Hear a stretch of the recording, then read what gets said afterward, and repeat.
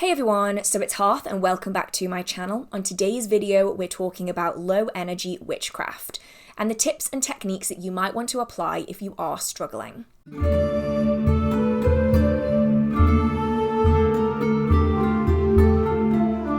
All around the world, there are magical practitioners who find practicing difficult. This can be for so many different issues, and they might be long-term or they might be temporary. But sadly, a lot of practitioners feel that they aren't valid in the magical community because their practice doesn't look like someone else's. And the reality of witchcraft is that no one's magical practice is going to look identical. Everyone is going to have to make adjustments and changes based on their circumstances. I'm hoping that there will be something in this video that you might want to try for yourself and see if it will improve your magical practice.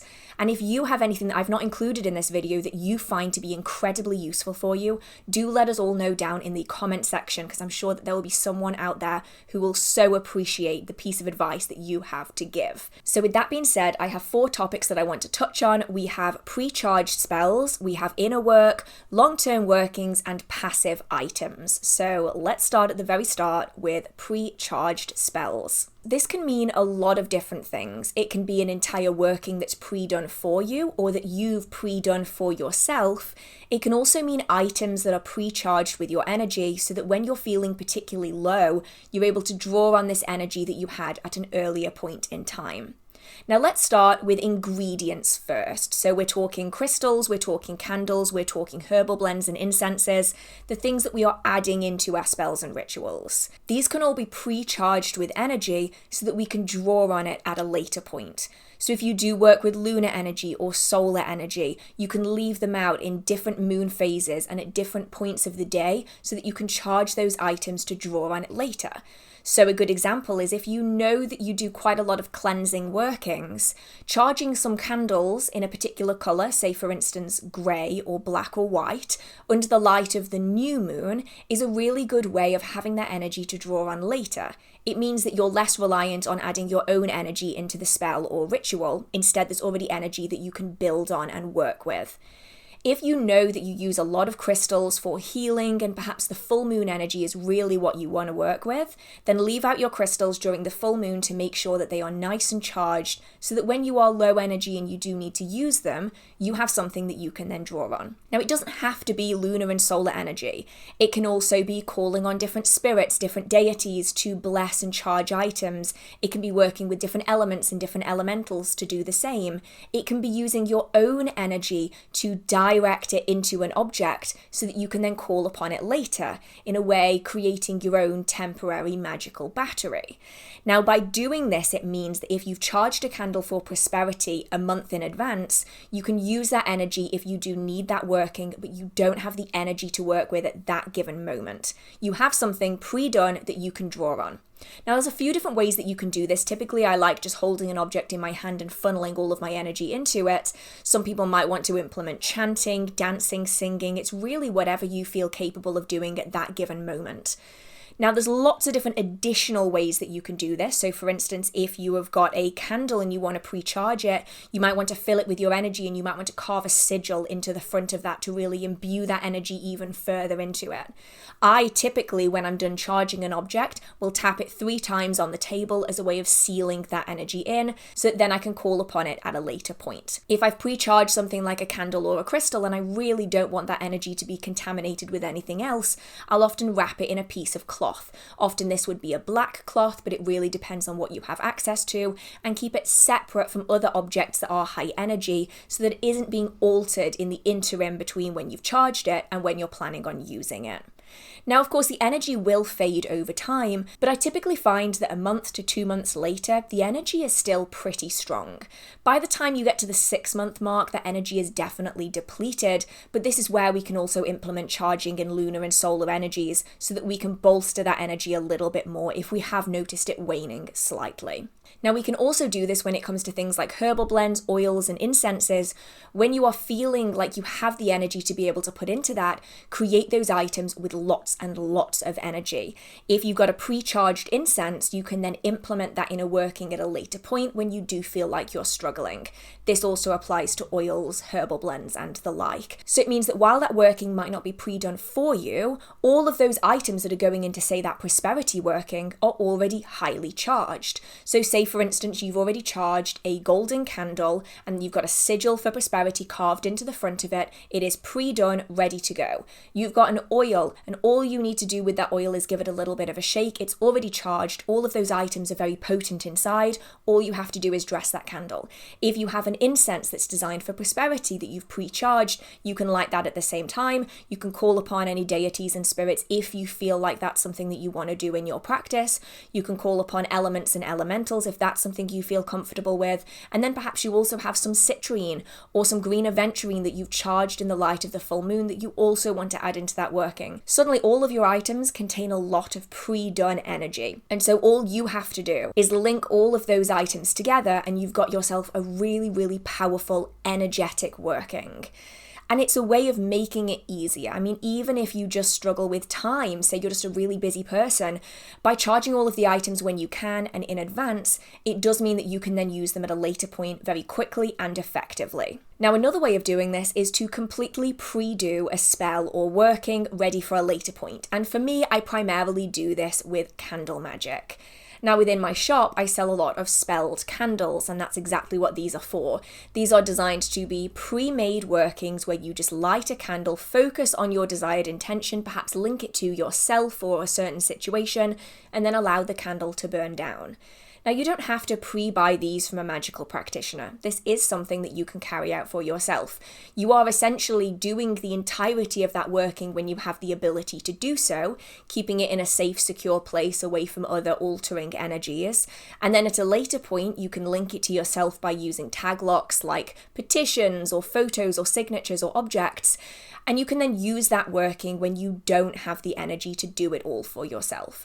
And it's a great way of implementing things like this. You don't have to buy them from other practitioners, but that is an option if you are really struggling, especially if you are really struggling and you're also fairly new to the practice as well. It's a way of allowing us to implement the energy that we have at any given time when we feel like we have a lot of it and we're very capable, so that then when you feel less capable, you're still able to have a successful and varied magical practice. Now, alongside pre-done spells, you also have the idea of using sigils. Now, these sigils could be pre-written so that you can then recreate them at a later point, or they can be created so that you can burn them, destroy them, and charge them at a later point. So you might have a little envelope or a little pouch in your Book of Shadows that contains small pieces of paper with varying sigils drawn onto them. Perhaps you have different pouches and different envelopes for different intentions. And these sigils are likely going to be the same sigil, say for protection or for prosperity or good luck, that you can then either implement alone by burning them and releasing that energy, or you can implement them alongside other things, so adding them into a bag or a doll or carving them into a candle, so that you have that working already done. So if you don't have the ability, if you don't have the mental capacity, perhaps your brain fog is just so bad on a given day that you just can't stand the idea of making a sigil, you have something pre-done that you can draw on, literally or metaphorically, within your magical practice as an extra layer to your spells and rituals. So while not everyone works with sigils, this can be an incredibly potent way of doing it, and it just means it's one less thing for us to think about. And you may also have different symbols that you draw on in your magical practice. So say, for instance, you want to do a protection working, you might not want to create a sigil every single time, but if you know that you have little pentagram charms or you've got some pre-drawn little pentacles, it means that you can implement that in your practice really easily and effectively, regardless of the intention, especially when it comes to pentacles and pentagrams, because they are a representation of the 5 elements, because they are a representation of all different intentions. It makes them a very, very flexible item that represents so many things that can be very potent and powerful. So we've covered pre-charged spells and spell items, but let's talk about some inner work. The inner work is so useful, especially the foundational practices, for giving us quick and effective workings. When we're just getting started with grounding and centering, energy sensing and manipulation, it can take us so long to do any of these things.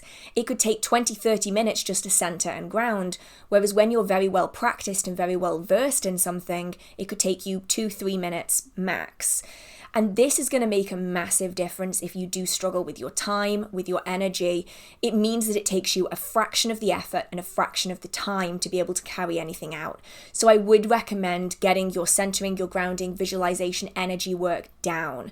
Because if you know that you can cast a circle at the click of your fingers rather than taking 30 minutes in order to do it, that's going to be a lot more accessible if you are struggling. So just taking a couple of minutes every single day to try some of the techniques to build up these styles of practice can be incredibly useful in the long run. So that if, say, you do want to do a group working and you are struggling with your spoons that day, instead of having to use 4 spoons to do that working, you can just use 1, because it's going to take you a lot less time and a lot less effort. So the basic practices I would typically recommend practicing are some kind of mind calming and meditation. This can make it a lot easier to be able to focus as well. Centering, grounding, energy sensing, and energy manipulation. These things are massively going to improve how your workings manifest. And then visualization is so important too. Now, the main thing that I wanted to talk about in this section actually is literally inner work. It's not just making sure our foundational practices are down, it's the ability to work inwards on an inner temple or perhaps even astrally. Now, this isn't going to be for everyone, but it's something I started doing at the start of my practice, and I have found it to be incredibly useful. This could also be useful for anyone who is still very private about their magical practice, and perhaps they don't feel like they're able to do workings in the real world because they simply don't feel safe doing so. So when we've kind of mastered the mind calming and the visualization, that's when we can start going inwards. And when we go inwards, we can go into an almost trance-like state and we can work on our inner temple. And the inner temple that I'm referring to here is the way that I was taught it. It might not be the definition that everyone uses. It is a sacred space inside of ourselves where we can carry out spells and workings. Your sacred space might look completely different to mine. So yours might be a beautiful meadow in the middle of a woodland glade, and there at the center is a wooden altar where you can carry out all your spells and rituals. It could be an ocean cave where the sea is crashing in front of you in a beautiful polished slate stone for you to do your workings. It might also be a little cozy cafe where you can just have a drink and you can sit and you can do your meditation and read your books. It's going to look different for everyone. And typically when you create your inner temple, it could stay the same for your entire magical practice. I know that mine has been the same since the very start of my magical practice. And it's a place that contains all of the items that I need to carry out spells and rituals, but I'm doing them mentally with visualization and with energy. I'm doing them inwards, but then I'm releasing the energy outwards. So I would go into my inner temple and I can see everything like I'm standing there myself. It's a little bit like a daydream. You're working inwards and you might be using magical tools, you might be carving candles, you might be doing things that are physically impossible for you to do in the physical world. You are doing it inwards in your inner temple. You are raising up all of this energy. You might want to chant, you might want to sing, you might want to dance, you might want to work with different spirits and guides and guardians and the like. And then when you are ready to finish that working, you literally release that energy.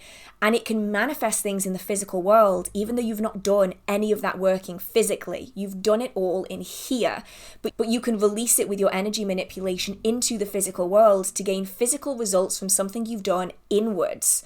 And this can be incredibly successful if, say for instance, you've broken a bone, maybe you've broken your hand and you aren't able to do workings like you'd like to, or perhaps you're struggling really badly with arthritis and you just don't have the dexterity that you used to. Or maybe even you aren't able energy-wise to be able to do any of the things that you want to do, but you can turn inwards. It is an incredibly powerful style of working that I think more people should probably implement in their magical practice. Even if you feel fine physically, but maybe don't feel safe within your magical practice, it allows you to do so much inwards, work with tools that you don't have in your own collection, or maybe work with techniques that you don't feel you can use otherwise. So that's something that I would really recommend people at least give a go go and see if you like it, because it can be incredibly potent. And this actually ties really nicely into the sponsor of today's video. And I want to thank all of you for watching the sponsors and supporting them, because the sponsors massively help me to keep doing what I'm doing on this channel. You guys know that I really enjoy working with Aura. They are a mindfulness and meditation app, and they have so many different categories that can be so helpful to so many people. Personally, my favourite categories are guided meditations, as well as sleep stories and sleep sounds. I find them to be incredibly effective for drowning out the chaos inside my brain, which makes meditating and sleep just so much harder than it needs to be. If you do struggle with drowning out the noise inside your head, guided meditations can be incredibly effective. Someone is walking you through a journey that you're going on, and it can really help begin your journey into meditation. If you struggle with divination or sleep, then the sleep sounds can be incredibly useful for taking the edge off the world around us and allowing us to better focus on, say, our dream magic or our divination. There are, however, many other categories, including life coaching, live talks that you can go to. It is just so varied. I also have a playlist through Aura of my favourite beginner practices via Aura. And if you are interested in what Aura has to offer, the first 500 people to click the link in the description box will get a free trial and 25% off. So thank you so much to Aura, and for everyone who listens to the sponsors. It means a lot to me. Now, besides inner work and inner practices, we can also implement long-term workings within our magical practice as a way of taking the pressure off us when we do struggle.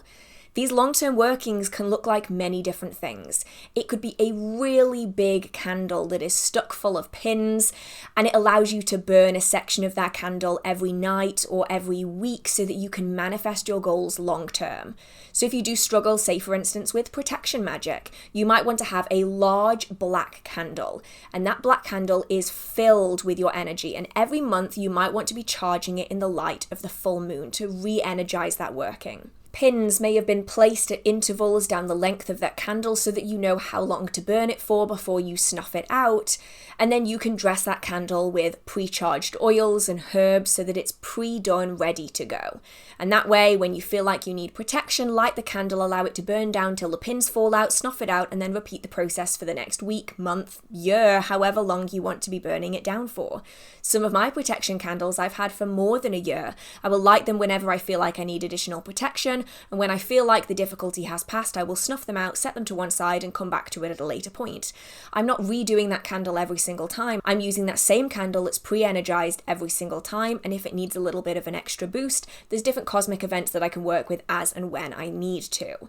It doesn't have to be something like candle magic, though. It could be something like a crystal grid. Crystal grids are so useful for long-term magical practice because the crystals themselves have their own energy, and so you don't necessarily need to charge them all that much with your own. If, say, for instance, you want a crystal grid for prosperity and it's going to be sitting on your desk, you would want to be perhaps choosing a sigil or choosing a symbol or a design that calls out to you or that represents prosperity for you. This could be the pound symbol or the dollar symbol or whatever currency it is that you work with. This could be something that represents abundance for you. So it could be a flower, it could be a leaf, it could be a sigil that you've created. And then you would want to choose different stones and crystals that represent your intention. So for instance, when it comes to prosperity, I will often choose citrine, green aventurine, I might want to choose a little bit of pyrite. You would want to cleanse these crystals to make sure they don't have any unwanted additional energy, and then you can lay them out in that grid. You don't have to charge the crystals necessarily, because the crystals are going to be emanating their own energy. You might, however, want to group all the different kinds of crystals together so they can get used to each other's energy, and just ask them to connect with one another so that they can work better together. You can, of course, if you feel like you're up to it, charge all of those crystals to work together towards a specific intention, or place a petition of what it is that you want to manifest underneath that crystal grid so that they then know what it is that they need to be working on. Place those crystals on that crystal grid and just leave them be. Leave them to do their thing. Every month or so, you might want to give them a bit of a cleanse if they do feel like they need it, and then put them back onto that grid again. If you want to give them an extra boost, you can charge them with your energy, charge them under the light of the moon, whatever it is that works best with the intention, but it isn't something that you have to do. And this kind of use of crystals in very long-term workings can be super effective even if you don't have a crystal grid. A crystal grid adds additional intention, but you can just keep these items around long-term as a way of imbuing your space with energy, though that does encroach a little bit on the next section. Oops. For long-term workings, though, you can also be working with things like dolls and things like bags. You can also use enchanted jewelry and the like as a way of having long-term workings. But especially dolls and bags can be incredibly effective. When you have that energy, you create those objects, and then you can recharge them incrementally to be able to continue that working. So take a bag, for instance. I will often make these out of felt, though you can use pre-made bags if that's what you feel more comfortable with. Inside those bags are added items that represent your intention. So this could be a tag lock of the person that this working is aimed towards. That could be yourself, it could be a family or a friend, it could be someone completely external to you. You may also add crystals and herbs, these contain their own energy, into that bag. And then when you charge it with your energy, it only really needs to be massively charged up once. So when you feel like you're able to do it, you can charge it up, you can seal it, and then incrementally you might want to be recharging it with particular energies. So this could be leaving it out every month on the full moon. This could be when you feel comfortable doing so, charging it with a little bit of your own energy if you are able to. You may also want to be adding an object of energy to that bag as a way of charging it. So for instance, you might want to press your finger into some oil and just gently rub it over the surface of that bag. If that oil is pre-charged, that's a way of adding energy into that working to effectively work long term. So you've created one item once, and then if you ever want to use it again in the future, you can recharge it really easily, or you can just leave it to run. And typically these items will have enough energy, especially with crystals and herbs inside, to run for a really long time. Poppets are a similar idea. Create a poppet that represents a person once, include items and tag locks and herbs and whatever it is that you want to be working with inside, and then they will pretty much run consistently. Sure, the energy is going to wane over time, but you can talk with them. This is a great way of adding energy into them. You can leave them out in the light of the full moon. You can charge them incrementally if that's what you feel able to do, and you can work with that item again and again and again. And if you ever want to stop working with that item, you literally just stop the energy from getting to it, wrap it up in a black cloth, put it to one side, and then if you ever want to work with them again, you can take that doll out and continue working with them. You don't have to recreate a new doll every single time unless there's something specific inside that doesn't fit your new intention. If the doll is designed to work on you, for instance, then you can create one doll that represents you and then change the clothes that it's dressed in, the things that are used on the exterior of the doll, so then you can just keep one doll for all of your intentions. You never have to recreate it ever again. It means that you can either buy a doll or you can make one when you feel comfortable to do so, and then you can just use it forever. I have dolls that I have been using in my magical practice for a very long time, and I just don't need to change them out, because really once you've got one doll, as long as it's a very generic doll, or perhaps it just represents the one person that you want to be working with, you really can just switch the energy up and just alter how you're using it without having to recreate it all over again. We then have the last category in today's video, and that is passive items. These are things that can be just kept around. They are intrinsically energized so that you don't have to do very much to them. These can include herbs and crystals and symbols of significance, things that you can have around your space to add energy in for when you don't feel like you're able to. So if you really want more prosperity in your life, but you literally do not have the energy to be able to do anything, but you have a piece of citrine or you have a piece of green aventurine in your collection, you can simply carry that around as a passive item that will imbue some of that energy into your life. If you don't have enough energy to do an entire working, or you don't feel able to at that given moment, a little bag, perhaps the little cotton bags that you often get when you buy jewelry, just stuff it full of a dried plant, for instance something like nettles for protection, or perhaps rose for self-love, and just carry that bag around. It doesn't have to be any more complicated than that. You can buy black salt or different incense blends from different practitioners in different shops, and you can implement them in your magical practice without having to do any energy work yourself. If you want to cleanse a space but aren't able to do anything more than have a little pot of black salt on the windowsill, that is better than nothing. And these kinds of passive items can be incredibly effective to layer onto a more complex magical practice, or to be used when you literally don't have anything else that you're able to do. These things are still intrinsically magical. They're just a lot easier for people to work with, especially if they don't feel able to do anything else. So these are just a few of the tips and tricks that I have found useful within my own practice, and perhaps other people would too. But I'd really love to know what you recommend in your magical practice. Is there something that has been a complete game changer for you? Do let us know down in the comment section. If you did enjoy this video, feel free to give it a like. It really means a lot to me. If you do have any questions or comments, feel free to put it down in the comment section. And if you do enjoy the magical content on this channel or in this video, feel free to hit subscribe. I try to post magical content every single week. So with that being said, I hope you're staying safe. I hope you have a marvelous magical day, and I will see you in the next video. Bye! I realized I've been sitting like this the entire time, and it's because I tried to sit cross-legged in this video, and that was a mistake. That was uncomfortable. Okay.